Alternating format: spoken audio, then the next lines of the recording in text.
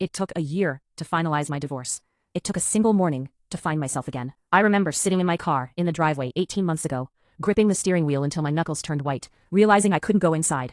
Not because of a fight, but because of the silence. The kind of heavy, suffocating silence that happens when two people have run out of things to say. The journey from that moment to today was the hardest thing I've ever done. The first phase, the fog. The first few months were just survival. I felt like I was failing at everything. I lost weight, I couldn't sleep, and I felt a weird sense of shame, like I was a broken version of the person everyone knew. I stayed in bed scrolling through old photos, looking for the exact moment the light went out in our eyes. The second phase, the fury. I was mad at the wasted years, the compromises that weren't reciprocated, and the legal fees that felt like paying for my own funeral. I wanted everyone to know I was the good one.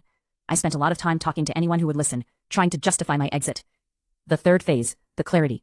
But then something shifted. I stopped looking at what they did and started looking at what I wanted. I rediscovered hobbies I dropped because my ex didn't like them. I started cooking meals for one, exactly how I liked them. I realized that being alone is not the same thing as being lonely. Where I am now, I signed the final decree last week. I celebrated by going to a coffee shop, sitting by myself, and realizing I wasn't waiting for anyone's permission to be happy.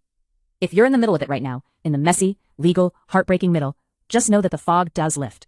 You aren't losing a partner. You're reclaiming the person you used to be before you started shrinking to fit into someone else's life. It's not an end. It's a very difficult, very beautiful page one.